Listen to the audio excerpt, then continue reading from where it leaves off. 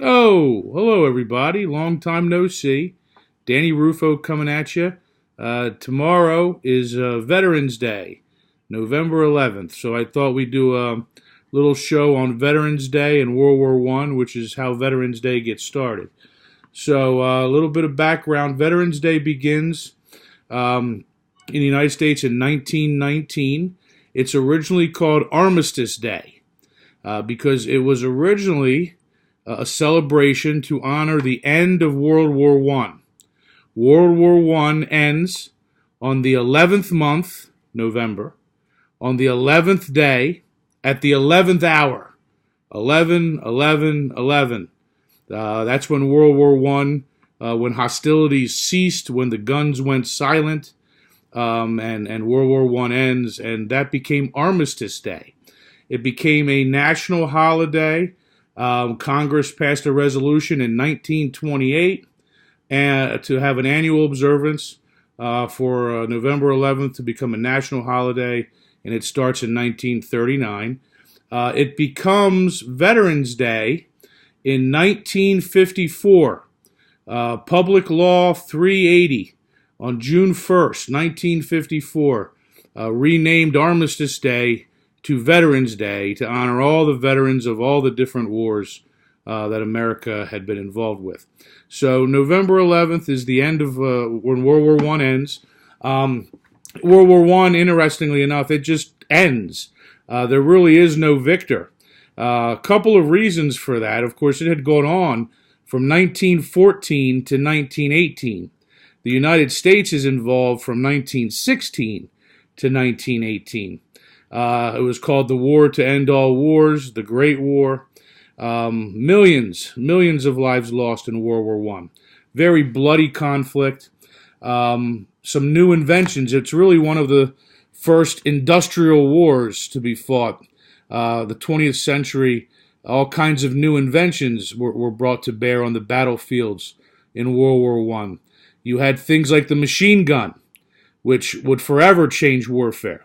Very bloody to encounter the machine guns because the generals were still leading their armies in a 19th and 18th century mentality, literally charging these machine guns, walking towards these machine guns, blowing a whistle and going over the top of the trench and going towards ultimate death, really suicide missions.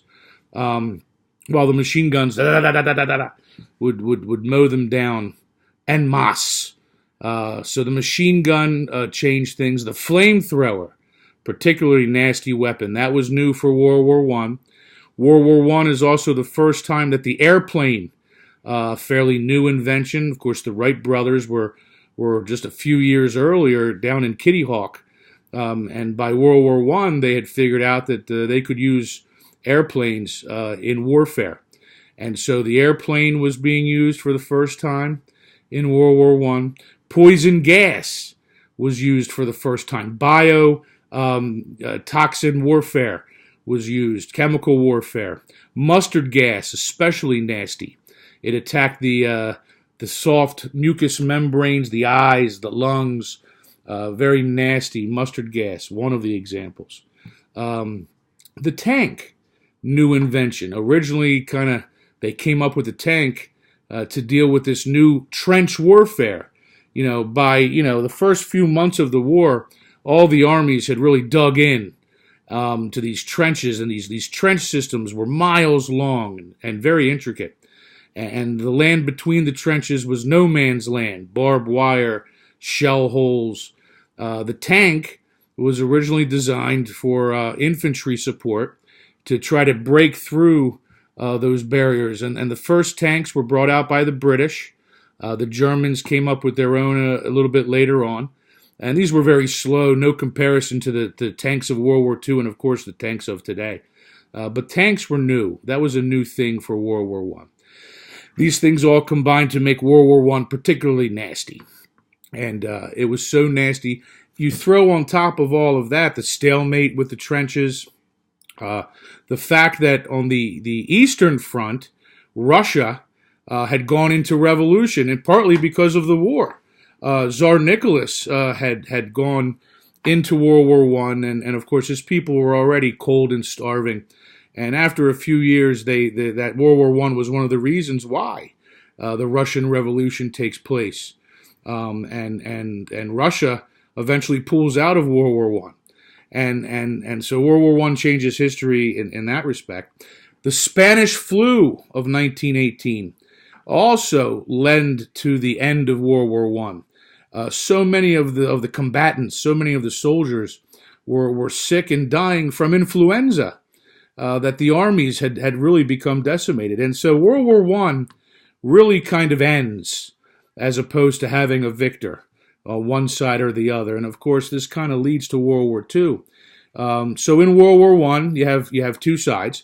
You have the Triple Entente, which was agreement made between Russia, France, and Great Britain to protect each other if anyone was attacked. And on the other side, the Triple Alliance, which was originally Germany, Austria-Hungary, and originally Italy. But Italy backs out of the Triple Alliance in 1916, and the Ottoman Empire, the Turks, join the alliance. So those are the camps, if you will. And a lot of things kind of led up to this through the late 1800s and the early 1900s that really led up to World War One. There was a great deal of empire building. Of course, England had the world's largest empire. They controlled India, parts of the Far East, parts of Africa. And the other European countries wanted some of that action. And so you have a great period of empire building. You have Germany spreading out and trying to get foreign lands. The French, of course, even Italy, trying to break out and trying to have some colonies on foreign lands. And so this was one of the drives. There's also a great sense of nationalism in the early 1900s, where the people of these countries felt very proud of their country and wanted to prove that, sometimes on the battlefield. You have an arms race going on, too, in the early 1900s. Each country trying to build a bigger battleship. England came out with one of the largest battleships ever made, the Dreadnought. And of course, once they did that, the Germans tried to do it, and so did we. We tried to build large battleships, tried to grow our military to match the other countries.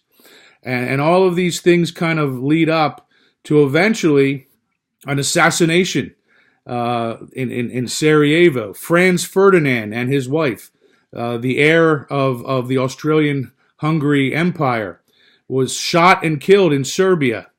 And that was the spark, if you will, that led to World War I eventually beginning shortly after that assassination on the streets of Sarajevo in Yugoslavia. And World War I continues again until 1914, 1918. Very bloody conflict. The United States gets involved in 1916 on the side of England and France. General Blackjack Pershing was the American leader at the time.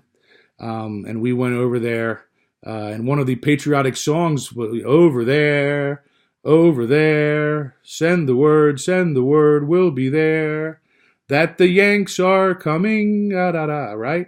That was a big deal for the Americans to enter into the war. Certainly the French and the British and the Italians who were fighting in the Alps campaign. My own grandfather, my father's father, fought high in the mountains in the Alps against the Austrians in World War I.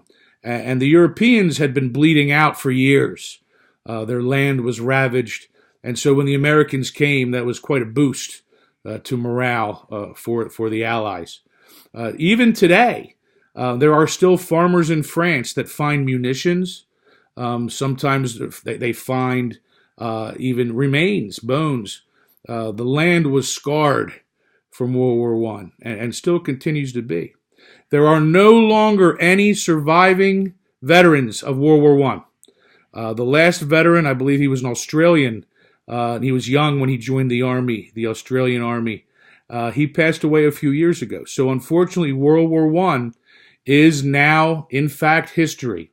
There are no human beings left that fought in World War I.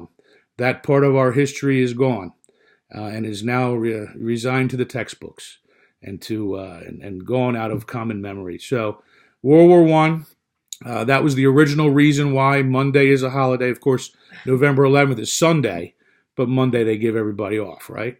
So remember that. Veterans Day started as Armistice Day, the end of World War One. And at 11 o'clock tomorrow morning, maybe close your eyes and think about how the world was changed by World War One, and how far we've come, and how far we need to go, right? So I want to thank you for watching me tonight. I want to thank all the veterans out there for your service. Keep watching. I'll be back down the road with another show. You see, I've got my spectacles on. My diabetes travel is going very well. My numbers are very good. I'm checking my blood. I'm doing right. I'm eating almonds, cottage cheese. I'm doing great. So my eyes, unfortunately, were affected, and so now I wear glasses, right? So that's the new me. This is the new normal, but I'm getting into it. A lot of people say I look all right. So I got that going for me, right? So listen, everybody, take it easy. Happy Veterans Day, and I'll see you around, all right? And now we're going to shut her down. Bye, everybody.